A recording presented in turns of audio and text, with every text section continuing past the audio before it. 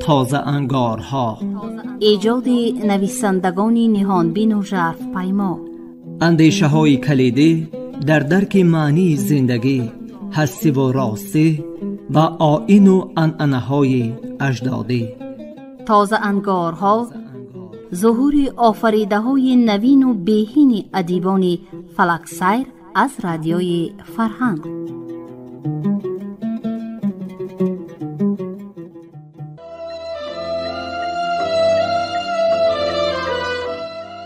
شنوندگان عزیز، علاقمندان گفتارهای ادبی رادیوی فرهنگ، حالا از سلسله گفتار تازه انگارها از خوان ایجادی نویسنده نامدار تاجیک بهمنیار از کتاب سرمده حکایه های دلپذیری را در قرائت نامزد علم‌های فیلولوژی عبدالجلیل امان به سمعتان میرسانیم. اسبی زرین خیال. هنوز پیس برفای یاله های سایرو از زمستان سرد یادآور بودند و سبزه های پشته های آفتاب رو به جولان بهار گواه. دسته دسته گل های حسرت که بچگان چیده می آوردند حسرتی دلش را زیاد می کردند. وی بهار سیوم عمرش را پیشواز می گرفت. بهاری که چون بهاران زیادی دیگر برایش پیام نمی آورد. بهاری که چون همه بهاران به زندگی دلش را سردتر می کرد. اما این بهار چون بهاران دیگر چیزی دیگری می آورد. چیزی که او نه قدرتی آن را فهمیدن و نه قدرتی آن را شرح دادن داشت. بهاران که از پیش نیم سره می گشت، گرمی در پیکری خود احساس می کرد. دلش با آواز دیگری خونیاگر می شد. در شگفت بود که چرا این سرود مثل دیگر آرزو و امیدها در نهانخانه دلش محو نمی گردد. در شگفت بود که چرا او را از او می دوزدند، به اطاعت خود می کشند، فرمانها می دهند و وی مجالی سرپیچی ندارد. بهاران آن از پیش نیم رسته می شد، آن رخشی بهار بوی آن را به اطراف و اکناف پاش می داد. وی رستی از مردم به صحرا می آمد. به یکی از واته ها می در آمد، خود را به میان واته می گرفت. بعد روی از پیست های نیم رسته غیل می زد و غیل می زد. پیراهنش را بدر می کرد و دور می انداخت، همچون چیزی زیادتی و نادر کاره. با یک مهر به تنی گندمگون، سینه های دمیده، کمری باریکش نظر می کرد. پست پست می خندید.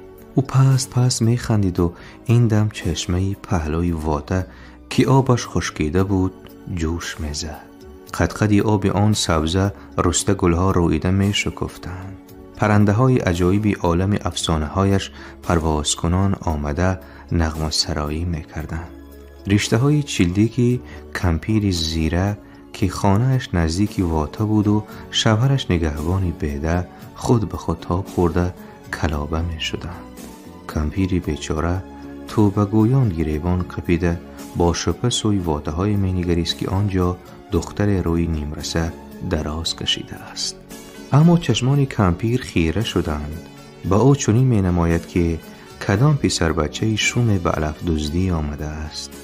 کمپیری زیره به شیرافکن، سگی زیرکی دنبوریده که سر را روی دستانش مانده خوابیده است دوغ میزد. روزی دراز خواب رفتن پاسوخته، علفها را گاولس کرده، برند هم پروا نداری. شیرافکن را پینکش هم خم نمی خورد. خوشش نمی آید که پشه های اینچیق را زده دور کند. از قهره نمی کند. آخر دومم را بریدند. با سر زده دور کردن پشه ها بدل هم زد. باز کمپیر چی این قدر غرغر می کند؟ مگر دختری مهربانی همسایه را نمی شناسد؟ توبه. بناگاه چیزی به خاطر دختر می رسید که هوشیار می گشت. رخسارهایش از شرم لالگون می شدند.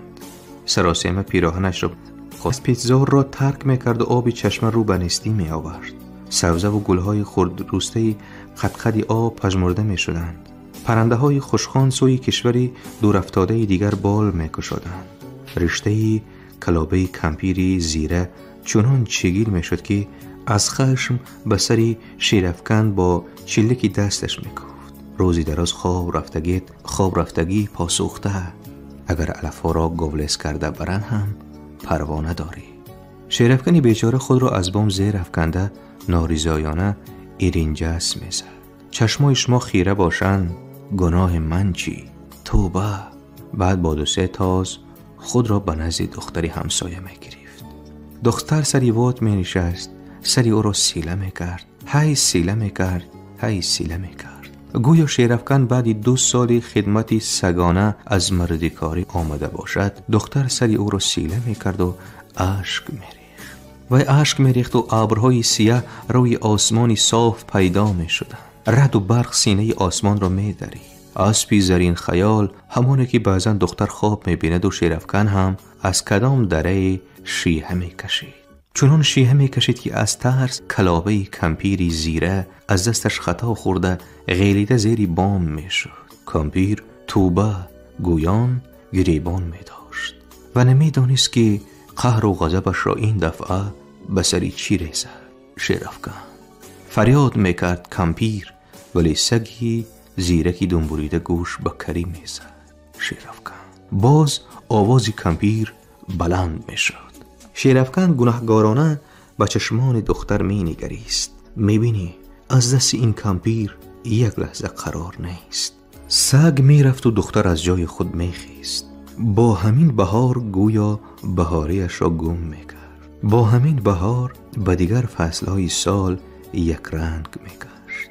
در دل عهد میکرد که دیگر این کار تکرار نخواهد شد، دیگر او کودکی نخواهد کرد، دیگر این آرزو را در خود خواهد کشت و آن را چون همه آرزوها به فراموشخانه دل خواهد سپرد. اما چون بهار نو می آمد، آن اسپیس نیمرسه می گشت، آن رخشی بهار بوی آن را به اطراف و اکناف پاش می داد، باز همان دستی ناعیان او را از خانه بیرون می کشید، سوی اسپیستایی نیمرسه می برد. در ده آنها جوانمردی هست. همین جوانمرد به او التفات داشت و دختر هم در دل تنها او را می خواست. به یاد جوان می زیست. شبها او را در خواب سوار اسبی زرینیال می دید که به دیدار می آید و دختر به استقبال او می برآمد. جوان او را به اسبی زرینیال سوار می کرد. اسب چون باد آنها را به دامن کوی شیدنزا می برد. هر دو پیاده می شدند. اسپک می چرید و آنها تا شام خوردن ما به همدیگر افسانه می گفتند. بعد با سواره بده بر می گشتند و دختر از خواب بیدار می شد و به کار روزگار اندرمان می گشت. خانه را می رفت، حبلی را آب می زد، برای پدر و مادرش چای می موند. آنها نهار می خوردند و وی گمان داشت که جوانمرد هم با آنهاست. همه کار را به خاطر جوانمرد می کرد. روزی که در ده آوازه افتاد، در خانه جوانمرد مردم جمع آمدند و به خواستگاری می برایند. به خود جای نشست نمی یافت. من میانرها از خانه جوان بر آمدند. وی از روزنه آشخانه می دید. آنها به این سو می آیند. خدایا چرا دل او اینقدر می تپد؟ خوسه ها به دروازه آنها برابر شدند. حاضر حلقه خواستگارها از نزد دروازه آنها گذشتند. وی میخواست فریاد کند که به کجا می روید؟ مگر دروازه خانه ما را صاف کرده؟ ولیکن گنگ و مخکوب شده بود. وقتی که میانروا حلقه در دیگری را زدن، از هوش رفت و در ده عروسی شد. سوری ده کوچک بزرگ است. همه خرد و کلان آنجا بودند. حتی پدر و مادری بیخبرشم. تنها در خانه بود او. در ده نیز تنها مانده بود او. شب وقتی که مردم داماد را به عروس گذاشتند، به خانه هایشان پراکنده شدند. در دامن کوه شیدنزا اسبی زرینیالی زنی مرصع به پشت پیدا شد و پا به زمین کوفته شیهه کشید. چنان شیهه کشید که داماد عروسی در آغوش گرفته را از ترس رها کرد. مردمی سرمده برای بامها برآمدند. اسب کیست؟ سوارش کجاست؟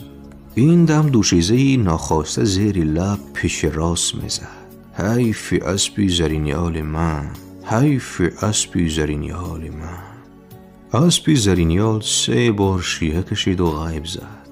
آن شب داماد به عروس نزدیکی کرده نتوانست. 3 شب به عروس نزدیکی کرده نتوانست داماد.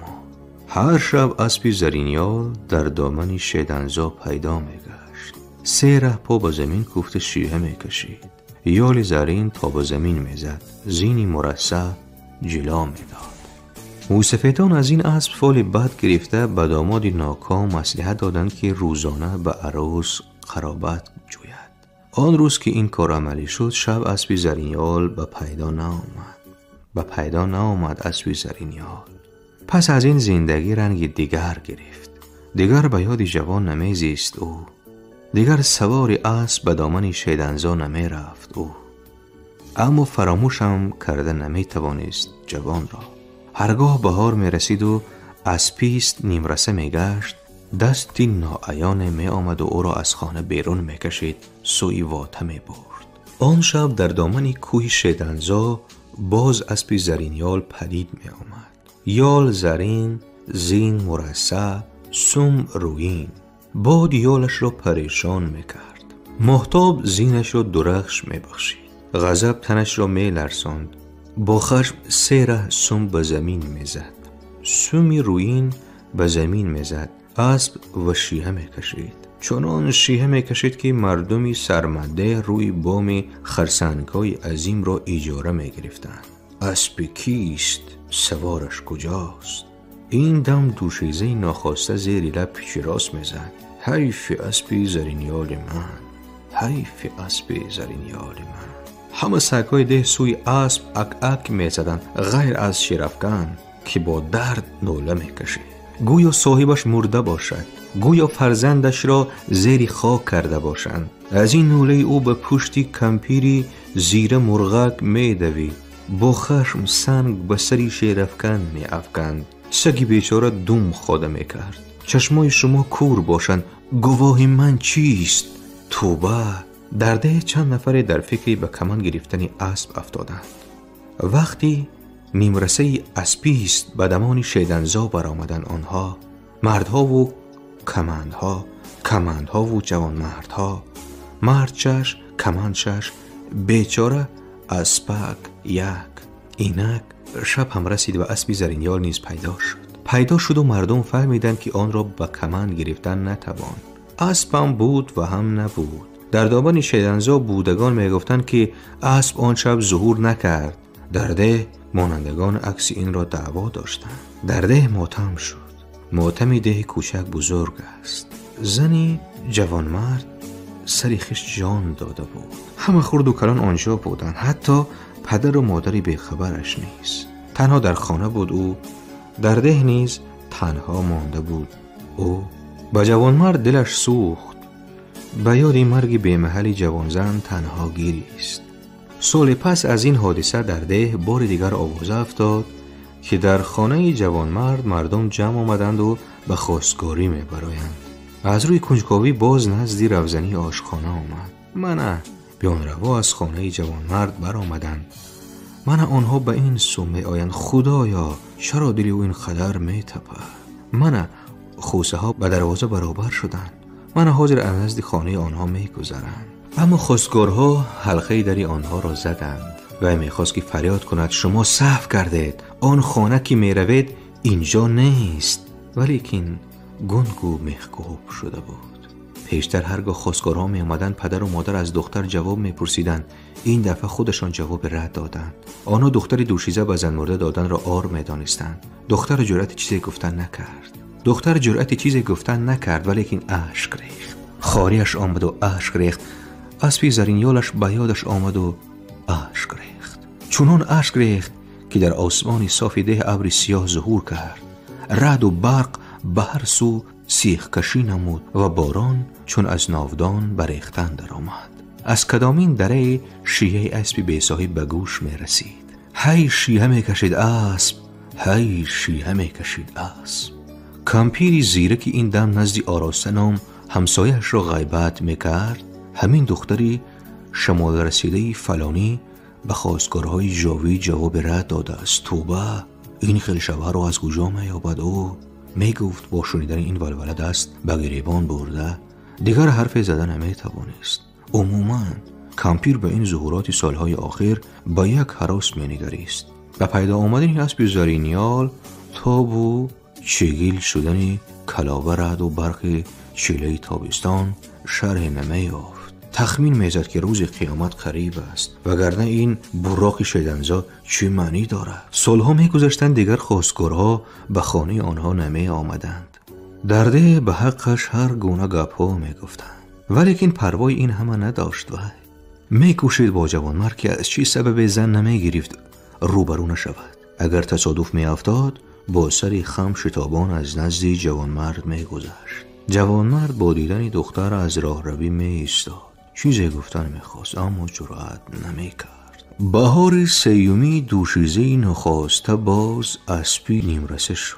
باز روز دست ناعیان او را از خانه بیرون کشید و از پیستزار آورده به واطه شناس وارد کرد. دلش چون دل دختری 16 ساله می تپید. بوی بهار و بوی علفی نیمرسه مستش کرده بود. گویا پیش چشمانش را پرده حریر گرفته بود که همه چیزی اطراف خیره میتافت. شیرافکنی به پیشواز شتابان را نمیدید. جوان که بین بوته انتظارش استاده بود سراب را میماند. آن روز باری اول دختر از پیشزار خجالت زده و سرخم برگشت. آن شب بار نخست اسبی زرینیال در دامن کوی شیطنزا به پیدا نآمد. دیگر به پیدا نآمد اسب زرینیال و کمپیری زیره آهی سبو کشید که تا قیامت هنوز دور است. سفالهای رنگین و تراشه های سنگین. داراشاه کلال داراشاه که خود را از اولاد سفالگری مشهوری اگمددره باغشا پوریارشا میداند، 3 کوزه ها را در کوره چیده پوخت. 3 هم سفالها درز آوردن شکستند. باری نخست آتش کوره را خود فروزان کرد. بار دوم پسرکی بیگناهی همسایه را طلبید. بار سوم دوشیزه نمازی را باز خواست تا کوره را افروزند. کارگر نیامد. گیل همان گیل بود، آب همان آب بود، کوره همان کوره، اما پیامد یک تل سفال پاره بود که نزدیک کوره ریخته بودند. داراشا اینک 20 سال بود که سفالگر است. طول این سالیان یاد نداشت ماجرای در این صورت به او رفته باشد. 1-2 درس می آورد، 1-2 می شکست. خدایا توبه کردم. کوره کامل این گونه شکست را هیچ یاد نداشت. یگان بدبختی بزرگ فراسوی ما آمدن دارد. با اندوهی گران به جماعتی که این ماجرا را شنیده آمده بودند خبر رساند. در یاد داشته باشد شکستی سخت پیشاروست، اما هیچ بدبختی بزرگ رخ نداد، بلکه بچه آهنگر به دختر کلال عاشق شد. اتحاد پتک و داس را همه یاد داشتند، لیک اتحاد کوبه و کوزه را کسی در خاطر نداشت. پیش خیال نیز تابنده نمی شد، چرا که کوزه چونان نازک و قشنگ بود که زرگر بچه در خور داشت تا به آن نگینی زرین بنشاند، حسنش را افزاید، لبریز می نماید، پس آن جرعه بنوشد نوشش باد. داراشا از سیر شکستن کوزه ها نتیجه گرفته بود. 2 پا را در یک موزه خسته بود. کو جرأت نماید خواستگار فرستد؟ اگر سرش را به سندان گذاشته با پتکش نسودم از اولاد باغشا پوریارشا نباشم. مردی ملایمی بود داراشا، پشه نیازرده بود. هرچند جزایی بافتش رشکی جزاهای بکتاش ولد تیمورتاش می بود، گمان بود آهنگر آنها را جدی می پذیرد. آهنگر میرشادی سهل آدم نبود. ایستاش 20 ساله‌ای پتک زنی داشت. ما نبودیم، ندیدیم، دوای استنادش نداریم. هر کی می خواهد به عقل و تمیز استنباط کند. شاهدان میگفتند که با 2 انگشت میخ را از در و دیوار میکند. استاژ 20 ساله‌ای پتک زنی داشت. مردک میخچی اگر آجور را به مشتش میزد جای عجب نداشت. از این رو چون تهدیدی سفالگه به گوشش رسید، لبخند زد. به تخم دختران قیران نآمده که من میرشادی پسری، پیرشادی بزرگ دختری، گیلکار را به پسرم عروس بخواهم. لای زمستان بس نبود که باز لای گوریستان را به خانه آرم. پیرشادی پدر میرشادی کارسازی بینظیر و مشهوری وقت بود. امروز نیز هر کارده در هوا مو را ببرد و در استخوان دمش نگردد کارد پیرشادی میگویند. تعبیر لای گوریستان به این معنی بود که داراشاه برای سفالهای خود از پشته نزد گوریستان گیل میکشید. شنونده‌های عزیز، یادرس می‌شویم که شما حکایات را از کتاب سرمدیح نویسنده بهمنیار از سلسله گفتار تازه انگارها در قرائت نامزد علم‌های فیلولوژی عبدالجلیل امان از موج رادیوی فرهنگ شنیدید. کارگردان موجی گل یوسفова. انجام گفتار 14. شاد و موفق باشید.